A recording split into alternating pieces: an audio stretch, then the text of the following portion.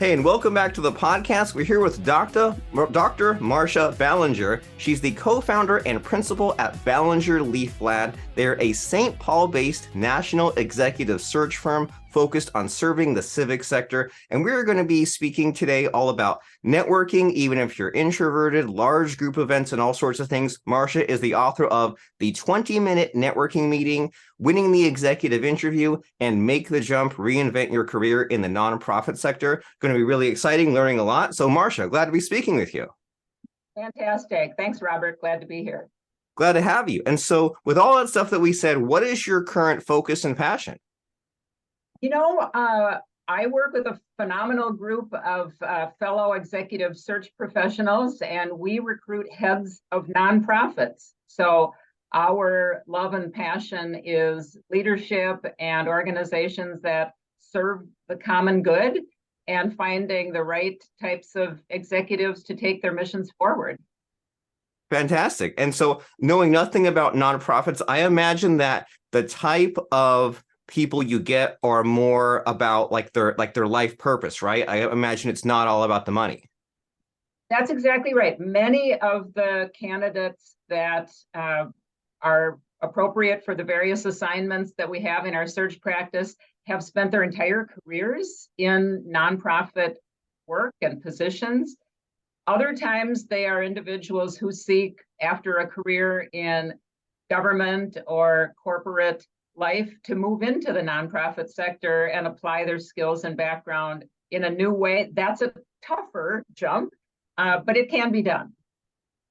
Well, fantastic. And so when you're describing all that, what pictures in my mind is like moving up the ladder, right? Like people that are like advancing their careers. You mentioned that they might be kind of moving into government and things like that. And it makes me just think like it's fun to tap into people's energy like that. Like when you see someone where they say, okay, well, I have this like multi-year plan.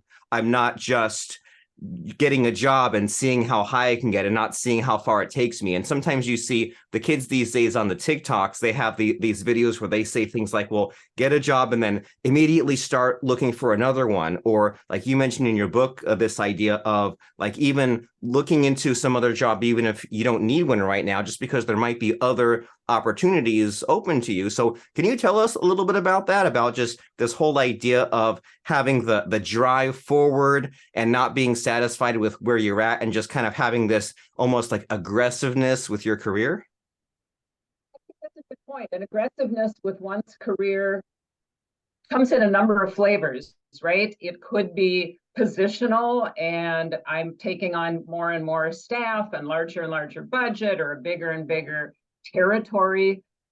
Or it might be, I have a full-time job and I'm going to keep the same one for 20 years, but I'm going to add boards of directors, or I'm going to coach, or I'm going to add these other things sort of around this orbit. And that's a way to grow a person's career. Or I'm going to do less and less and less paid work and more volunteer work. And that's the way I'm going to grow my career. So I find that people grow their career in any number of ways. And what I think is the most important is having confidence in my own intention around career and control of my own narrative. I love that. Just this idea of in what way am I going to grow and having all these options. Like it does not have to be a set path. And you're reminding me of whenever I come across like groups of like Toastmasters or local NSA chapters, there's this idea of like you might have this 9-to-5 day job, this career, and you might have it for the rest of your working life, but then you can also have this speaking career on the side, or you can put out books, or you can have speaking gigs or do these sorts of things where you kind of can have your cake and eat it too, and you can have like a larger profile and scratch the itch of being a person that has this information to share, but also having the steady employment. You don't necessarily have to drop one for the other. And then if you want to, later in life, transition into the volunteer work, you don't have to wait until retirement to do it. You can do it sooner than you think. And so it's always fun to hear about different stories, right? Because sometimes we talk about, well, here's the facts or here's the examples, but then when we get into the nitty gritty and talk about some of these amazing individuals that your company has helped, who comes to mind as far as like, have you set somewhere right on their career or landed somewhere in their dream job? Like, who comes to mind as far as a fun case study success story? Thanks for that question. So I've been in executive search for 25 plus years, and about half of that focused on nonprofit organizations, and in many cases, the president or the CEO position at a nonprofit. And so in my upper Midwest region, our clients are the organization. And so we would be hired by the nonprofit Big Brothers Big Sisters or the Chamber or the Better Business Bureau or Ronald McDonald House or whatever it might be, because their CEO is retiring or is moving or something like that. And it's memorable for us to place a CEO, a top executive at a nonprofit that's doing really mission critical work in our region, and then seeing how that leader integrates and takes the organization to the next level. And I've been in search so long now that some of the people I placed 10 years ago are retiring now, and we're called back to, again, help the organization think about what they need in their next leader and recruit a slate of talented folks for them to consider. Fantastic. That must be a lot of fun to you make the match happen, and then years later, even it's time for them to move on, and it's just time to keep it going and to make things better and make the new match happen. That's exactly right. And you know, we live here, so these individuals impact the state or the region in which I live. So I watch them as a citizen and as a search person both ways. Satisfying on many fronts. And so this whole topic of networking and job interview, it used to be something that I really hated when I was younger. I never really understood like the socializing, and I know that I'm not good at it, but I feel like over time I maybe developed the muscle and also forced myself to do it. And for example, like we're podcasting right now and it doesn't come natural to me, but I just tell myself like, this is a thing, like it's a healthy habit. It's something that I should be doing. And then you're making me think also that back when I was younger, doing a career, I would do some of these job interviews and I would really dread it. But then once I got into it, it was kind of fun. And then I also maybe discovered a few things about myself, like the group interview, like if there were like 5 or 10 people, came like more naturally to me than I expected. And it was fun to kind of play off different people or focus on this other person. But then when I went to the one-on-one interview, that's where I was maybe a little bit more nervous because I had to it felt like there was more on the line. And so it was kind of interesting to maybe discover these things about myself. And so what do you feel that we're missing as far as networking, job interview, job search? Just what are these things that maybe we should be doing to get outside of our comfort zone to achieve this sort of self-discovery? Yeah, thanks for that. Well, you said a couple of things that are worth remarking on. You know, you mentioned that networking is not necessarily a comfortable activity for most people, and I'd agree with that. And a couple of things help. Number one, it helps to have some sort of a structure in the back of our mind, right? And we can talk a little bit about that. But flopping into a meeting that has a ton of pressure that we don't do very often, you know, and is disconcerting, right? So it helps to have in the back of my mind, here's how I'm going to run this meeting, called a networking meeting. The second thing I think a person needs to have, and you display it, which is why I think you probably are a successful networker, is a sense of curiosity.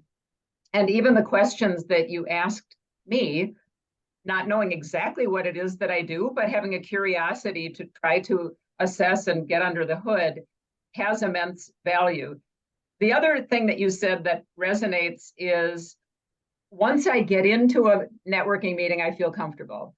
And, you know, I've been networking for 30 years. I wrote the 20-minute networking meeting after I realized that I had had over 1,000 networking meetings. People like me are popular targets for other people to call to network. So after I had 1,000 of them.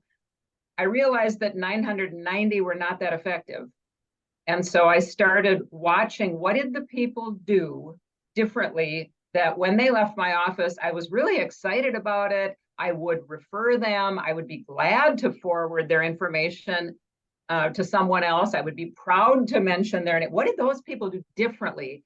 And that was the material that I used to craft what I think is a model for networking meetings. And it's true that once you get into it and you have this great flow and conversation, it is comfortable, but it can be disconcerting at first. And then I think the last thing I would say relative to your remarks is a networking meeting is not the same as an interview.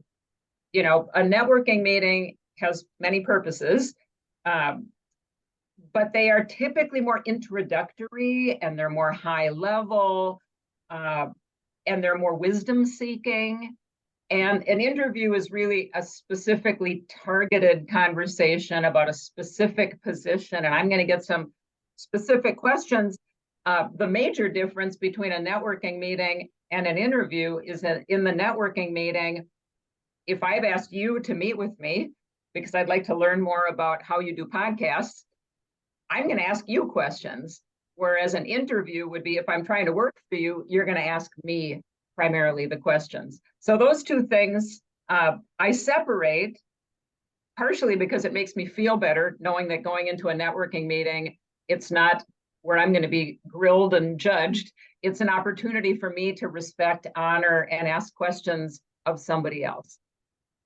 I love it. And I think that those things that you mentioned, I mean, just like I mentioned a bunch of things and you're like, I need to address all this. Now I need to address all your stuff. It's like, it seems like it takes a lot of the pressure off by, as you said, have the structure in your back pocket, right? It's like, who's in the driver's seat? What's the goal? And then that way you kind of even have an idea during the job interview or the networking meeting, like, are we still within the bounds? Are we still sort of being productive? Are we on track towards what the goal here is? And then also that whole idea of having the structure in your back pocket. I love that. And you're making me realize all these different things. But one thing is that having the loose structure also takes the anxiety away and also takes the pressure off, because it seems like in any kind of interaction early on in the conversation, you're just kind of feeling each other out. You're just kind of doing little icebreakers, little introductions. And then there's kind of the middle of whatever the interaction is. And then near the end, you're like, okay, we're wrapping up. Is this a fit? As you said, if it's a job interview, if it's on this person to deliver, or the networking, it's on that person to deliver, you kind of get to that logical conclusion of like, okay, did I get my questions answered? Did I learn what I want to know? Do I like this person? And then you're also making me realize that as far as structures go, you've stumbled upon something that's just a cool structure for anyone. It's kind of like a Think and Grow Rich kind of like categorization of like whatever the niche is about your book. Like in your case, it's like winning the executive interview. If you just kind of look at all of your data, all of your past experiences, and you sort out what's the 90% that did not work and what's the 10% that did work, that's kind of a winning formula for like if you put out a book, or if you want to have fun anecdotes for your job interview, just like having that separation and being like, well, here's tons of don'ts, which kind of is fun to start off with and fun to laugh at a little bit. But then the do's of like, okay, now that we know what not to do, here's what I learned. And so it's kind of all these sorts of things are fun to think about. And so as far as just the socializing, last night, my wife and I took our kid to back to school night. And I don't know if this is like a modern day thing, but it seems harder than ever to network, whether it's like job or parents. And my wife and my kid were in the classroom, and some other parents had their kid, and we were kind of trying to do a little icebreaker or trying to join in the conversation. And it just kind of wasn't really connecting. And I kind of walked away from it being like, oh, I'll try again next time and try to make friends. And so as far as like, if we're doing like a networking session, are there things that can be done to break the ice or to just break through in this modern day and age of wanting to look at your phone, wanting to be isolated? How do we break through and be more of a sociable person, kind of like you mentioned a few minutes ago about yourself? Yeah. So I like what you said, and I would maybe use the word intentional instead of sociable, because many people are introverts and maybe wouldn't call themselves sociable, but they also need to be intentional about networking. And it's a rare one of us, and I'll get to your question in a second, but it's a rare one of us that doesn't need to have expertise and comfort with networking. You know, if I sort of joke, you really don't need to worry about networking until you do, right? Until you're out of work. And the absolute reality year over year over year over year since the 70s is that 85 or so percent of all professional jobs are landed through your network. That's a fact. Only a tiny smidge through executive search firms and recruiters like us, and only a very tiny smidge through online. So if my job is absolutely perfect and I'm convinced I'll never get a new boss and they'll never move the office out of state and, you know, et cetera, don't worry about it. But if there's any chance that you may ever need a new job, or if you currently do, networking is paramount. And that might also be true if I work in a huge Fortune 500 company where I may want to grow or get a different job inside of my large organization. I might need to network just the same as if I'm looking for a new job at a different company. I talk about networking, and it's almost the same material to groups of salespeople, because statistically speaking, I'm going to get my next sale through someone in my network. And if I'm a consultant, you know, statistically speaking, Meister writes about your 100 closest ambassadors. And those 100 people, if you're a consultant, are, you know, overwhelmingly likely to bring you your next business. That's about networking. And similarly, I'll talk to groups of people who seek a board of directors position. Almost the same topic, because that's the sphere that networking plays for most of us. But to get to your question, I think of networking really as a trifecta. And one of those three is overwhelmingly more important. And one part of the trifecta is, you know, chance meetings and saying hello and running into someone at the sporting event and seeing someone in the neighborhood, or going to a gala, you know, and having a large group event. Yeah, that's one corner of the trifecta, and that's a part of it. The third part of the trifecta is your social media, your branding, and how you're sort of putting yourself out into the social media space. But by far more significantly valuable to a professional type of networking, the third part of the trifecta is one-on-one meetings. And that's hey, can I buy you a cup of coffee? Can I swing by your office sometime in the next several weeks? I'd love to ask a couple questions about what you and your industry are going through right now. I really admired your work, you know, great to reconnect. Or I really respect and honor what you've done for animal rights in our region, and I'm currently doing some advocacy. Would love to grab 20 minutes. Can I bring you the latte of your choice to your office, or grab a Zoom call sometime in the next month? Those one-on-one conversations that are intentional and planned and purposeful are the biggest part of the trifecta of networking.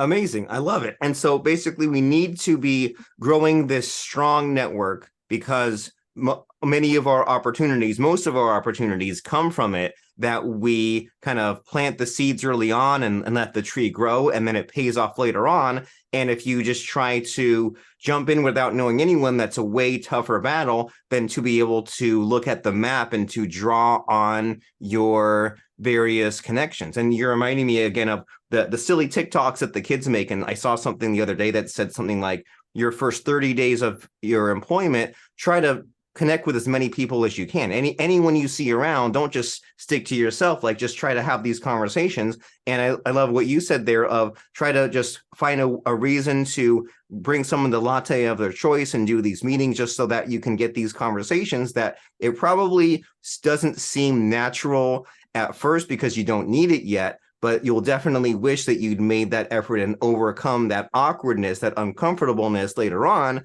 when you needed to use that network. And so you've given us so much to think about. And in all of your many years of helping these companies find the perfect fit and like connecting these people, is there anything that has surprised you in just your journey and your process? That's a great question. I'd like to hitchhike on one thing that you just said, and that is, it is absolutely true that when you need networking, if you've not done it, and there are people who call me every single week and they say, these last 30 years, I've been working so hard with my head down, I have no network.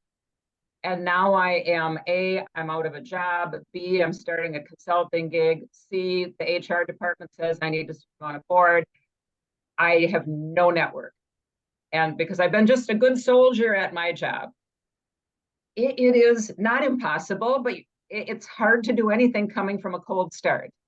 If I planned to run a marathon, I would have started a year ago, right? And started training versus, oh my gosh, the marathon's next week and I haven't run a mile.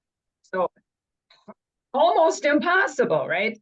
So the idea is that making networking and these relationships a way of life is the most advantageous way to think about networking versus waiting till I'm in a pickle and then racing and running around and trying to do that. And the other thing I would say is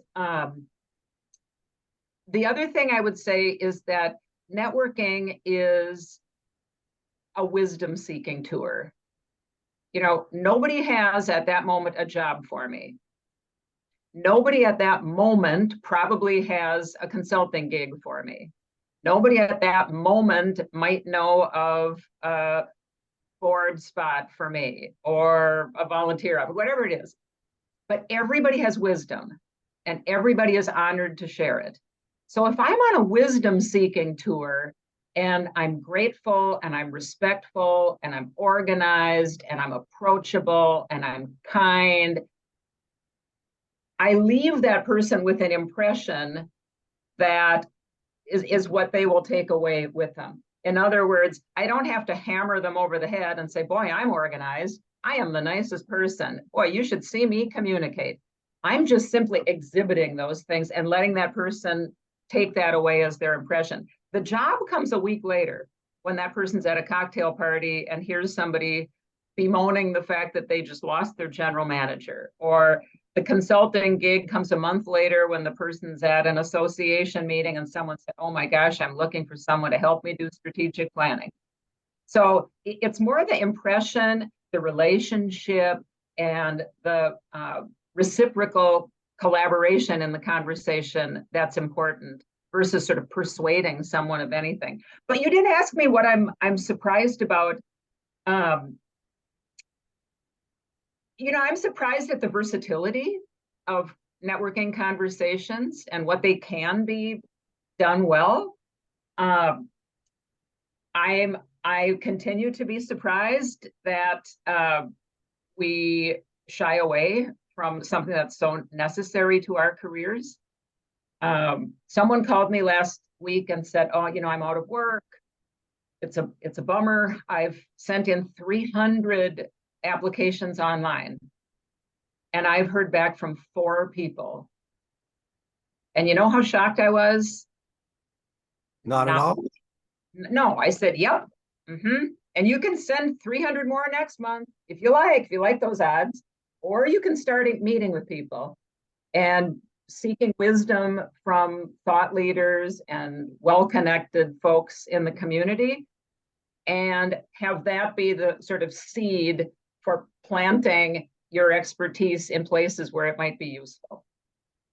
I love it. And we've all heard those stories, right? You've all had that friend that's out of work and they had to put in an equal amount of time as they would they put in like 40 hours a week just applying to different jobs and applying and they always say 300, right? That's always the number. I applied to 300 and I got one back. I got four back, and they all made me go in and fill out this form and then go to some other place and fill it out again and give them a welcome letter. And I put in hundreds of times just to get a little bit back.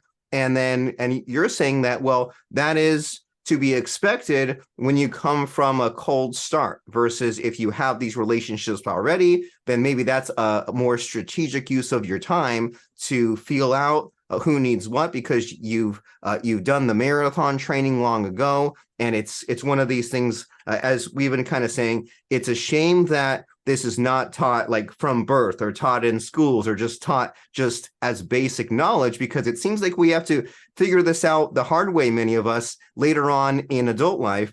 And you even mentioned something that makes me think back from your book, just the idea, and also what you just said, of the idea of like seeking wisdom. Because I don't know when the flip happened, but there was like arrogant teenager me, and I thought that I could just info dump. I thought that I could just be like shy and quiet, and then when just the right moment happened, I could list all these things and suddenly shock and amaze someone. But then what I was reminded of from reading your book, that Winning the Executive Interview, that if you say so many things so fast, then the message will not be received, and they'll only even understand a little slice of it. And then you think, well, if they only get a slice of it, they'll think I'm so smart. Well, no, they won't. Your message will be completely lost. And then there's something that shocked and amazed me, maybe even 5 or 10 years ago. There's like the Ben Franklin phenomenon or something it's called, where like if someone does you a favor, they like you more. And when I was younger, I used to think, if I ask someone for advice or ask them questions, won't they like me less because they had to expend energy to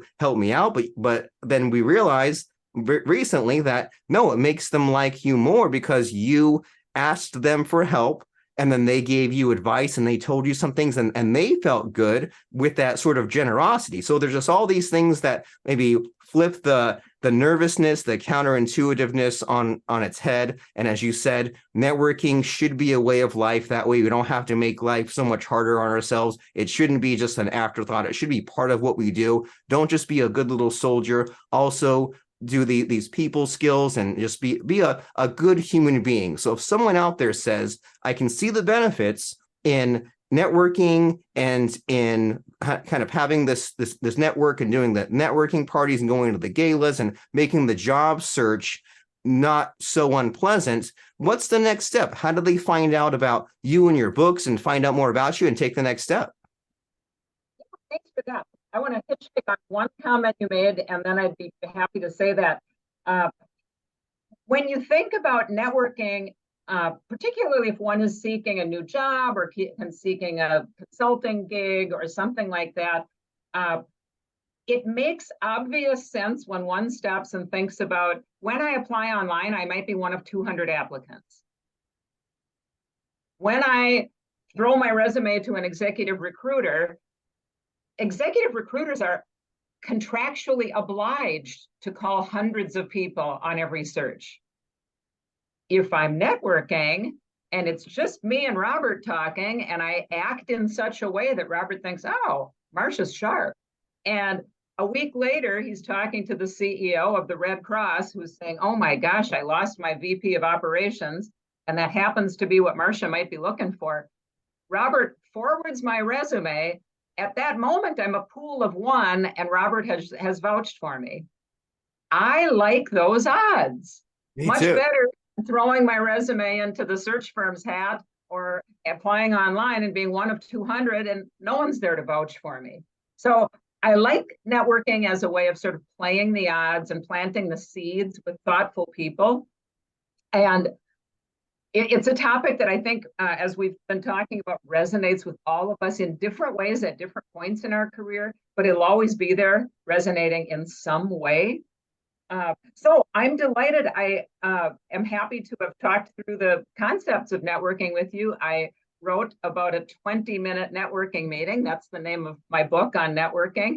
And it's available in different editions. If you're a new college grad, we wrote a version specifically with examples that relate to people coming out of college early in their career. And we also have a version for veterans that talk about people coming out of the military and how to network to get a job back in the civilian workforce. But those books are available on Amazon, and it talks about how to have a meaningful conversation in 20 minutes. And by assuring that I manage and value the other person's time, I'm valuing them. And so that's a part of the equation as well. Fantastic. You thought of everything. You're helping so many people in these specific silos, and I love what you're doing. And so how can someone take the next step? You said that these books are on Amazon. What are the names? Or do you have a website as sort of a central hub? Yeah, so all of my books, whether it be about networking, if you're early in transition perhaps, is available on Amazon. So is Winning the Executive Interview if you're a little further on in your transition and maybe you've got interviews. Maybe you have done a number of interviews, but you haven't been invited back. People call me and say, it must be, what's going on with all of these terrible organizations? I keep getting called in and they don't call me back. And I say, well, let's talk about how those interviews were going. You may want to think in a more deep way of how you are approaching interviews, and Winning the Executive Interview is available also on Amazon and audiobook, as is the 20-minute networking meeting. And then thirdly, if you're thinking about a transition to a different sector, Make the Jump is available to talk about how you can take your background and apply it specifically in a nonprofit. I love it. And I love your thought process with these when you say, well, what's the problem to be solved? Am I not getting interviews? Am I not being invited back? Or is it time to make the jump to the next logical phase? You have a problem for everything. And so for people to find you on Amazon, they can search Marcia Ballinger. That's first name Marcia, last name Ballinger. And then as far as the Ballinger Leafblad site, is that appropriate to mention or plug here as well? If someone is seeking a new position and they would like their resume to be confidentially considered by an executive search firm, we welcome individuals to send their materials to us in confidence at ballingerleafblad.com. Fantastic. And so wherever you fit as far as the problem that you need to be solved, you out there in podcast land or YouTube land, you were doing some research, you found Marcia and myself having this conversation. And so now that you've gotten a taste of what's possible, now you figure out what is the path for you. So there are those books and there's those websites. So go there right now and get your job, career path fixed up. So that way you can find that fulfillment, find that happiness, find that success. And it's been very enjoyable and very just helpful in many ways speaking with you today, Marcia. My pleasure. Very glad to talk to you, Robert.